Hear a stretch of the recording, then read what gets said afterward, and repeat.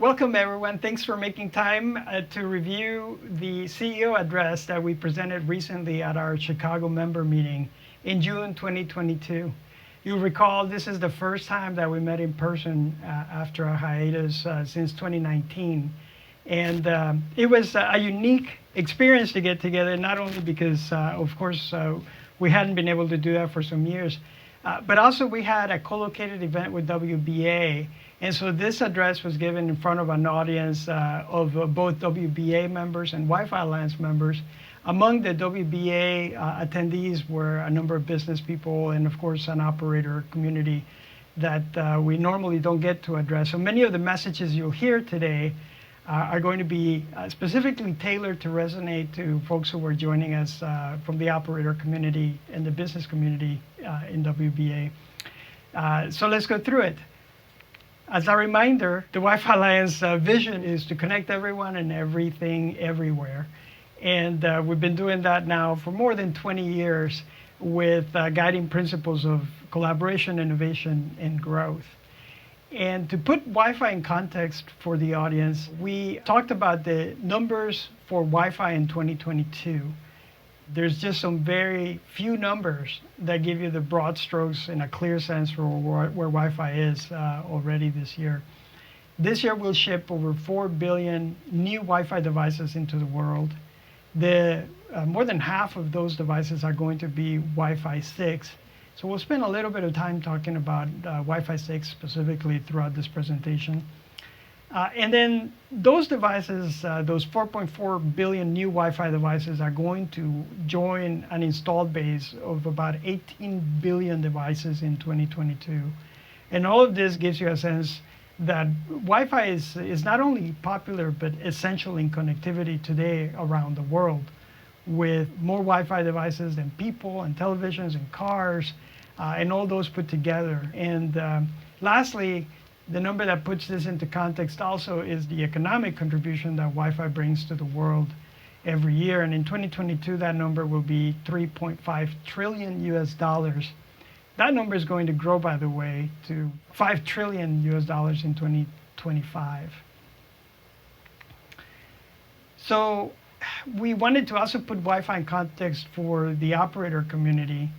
And one of the ways that is very clear is that Wi-Fi continues to carry an increasing proportion of all the traffic that goes over mobile networks with each generation of mobile technology. As you can see here, in the era of 5G, we've all heard a lot about 5G. In the 5G networks, Wi-Fi mobile devices will be carrying 71% of all of the traffic that goes over those mobile devices. And that's an increase from close to 60% in the 4G era. And as you can see there, with every generation Wi-Fi, mobile devices carry more and more of that traffic.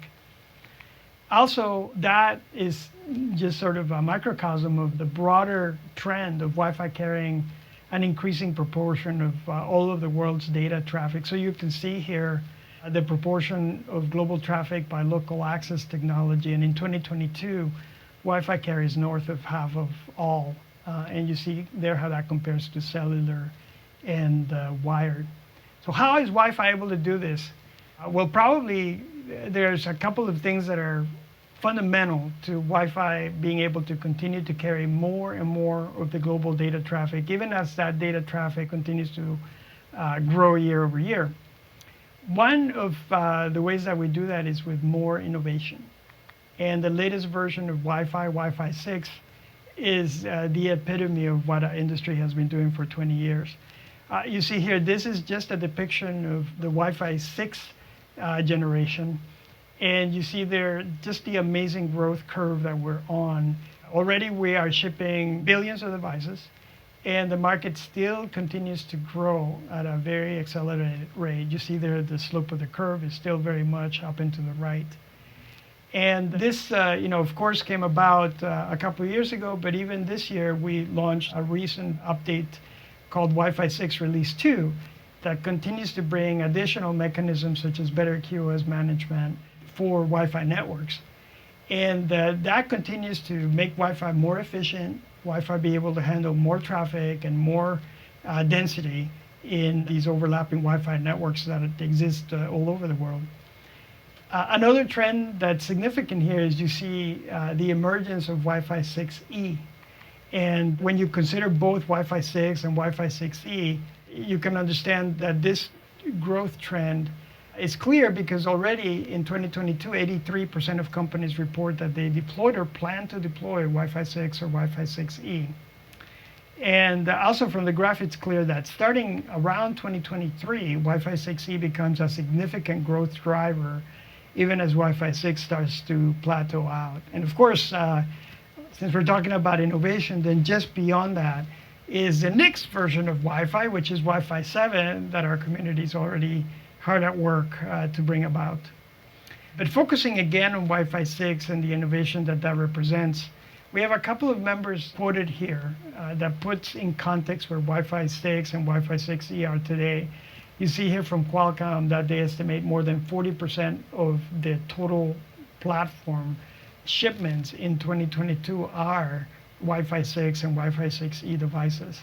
And you may have seen recent news from Broadcom that they have shipped in excess of 1 billion Wi-Fi 6 and Wi-Fi 6E chips as of this year. There's also end products that are shipping in volume, particularly Wi-Fi 6E, and so we're focusing on that here with this slide. You see, we're expecting about 350 million Wi-Fi 6E products shipping in 2022. These are just a couple of examples on this screen. Intel is predicting that in 2022, just Wi-Fi 6E alone will comprise about 30% of their mix. And likewise, Aruba is seeing unprecedented demand, and Extreme Networks is seeing double-digit revenue growth driven by Wi-Fi 6E products. So lots and lots of exciting things happening with Wi-Fi 6E, including for operators. Operators have already depicted a number of novel deployments and business cases and new business models and services based on Wi-Fi 6E, particularly because of the differentiation afforded with multiple gigabit per second speeds, terrific latency performance, and also that ability to do tri-band steering and bring symmetrical multi-gigabit performance to networks.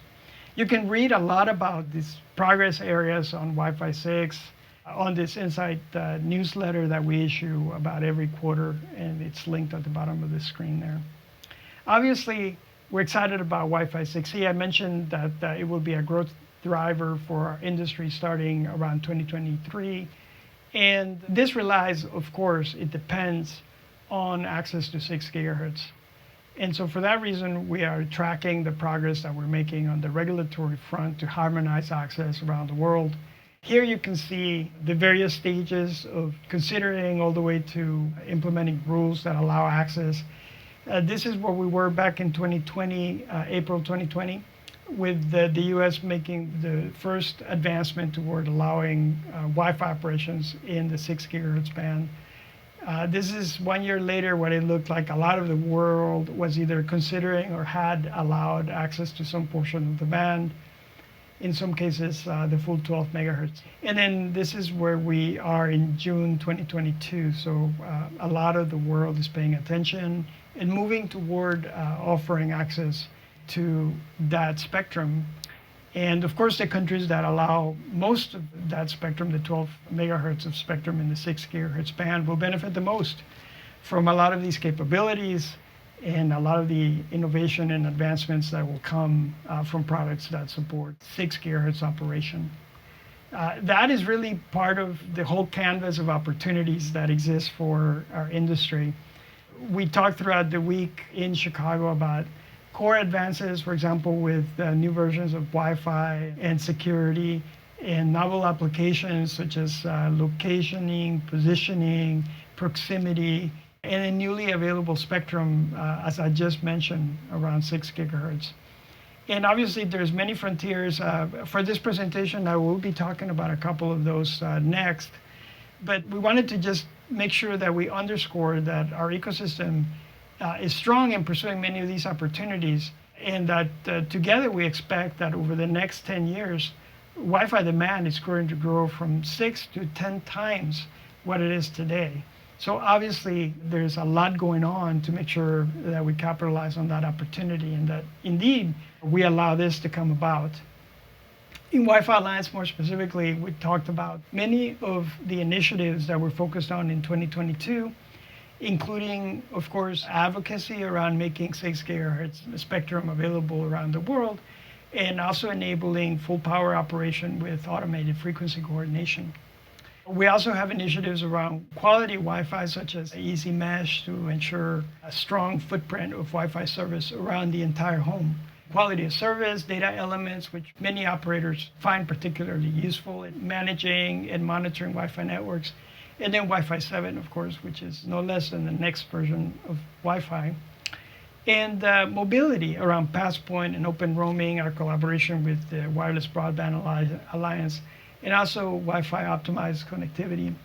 And finally, the work on security will never be done. We continue to evolve WPA3 and make it very, very easy to deploy with solutions like Wi-Fi Easy Connect.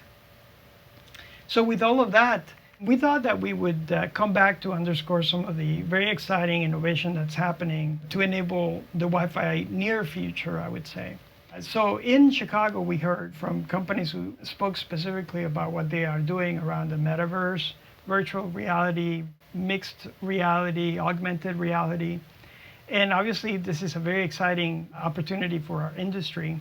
We are already seeing scientific studies that have shown how virtual reality is helping heal soldiers, for example, with post-traumatic stress disorder, helping people deal better with their phobias and other things that are happening with virtual reality.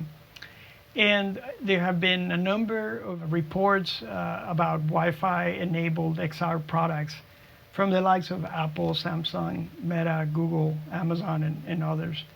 So in Wi-Fi Alliance, we have a task group that is focusing on this area specifically. And their work is important because the metaverse is going to require fantastic power efficiency, multiple gigabit per second performance, ultra low latency, extreme reliability, and of course, state-of-the-art security. And so they are coming up with all of the profiles that will need to be considered to make sure that Wi-Fi delivers for the extended reality opportunities. And this combines well with another area of work we have ongoing in Wi-Fi Alliance, and that's around Wi-Fi 7, which is based on the 802.11be standard from IEEE, and it is designed from the ground up to operate in 6 gigahertz. It will leverage 320 megahertz channels as an option to deliver extremely high throughput, robust reliability, improved worst case latency, and jitter. And obviously, this will come right away with the best security we can deliver.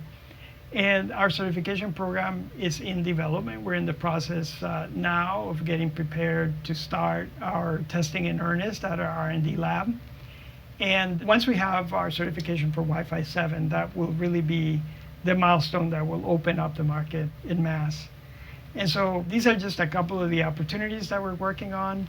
In summary, we wanted to come back to a reminder that Wi-Fi is the world's most affordable high-performance connectivity, delivering unmatched socioeconomic benefits, innovation, and opportunity.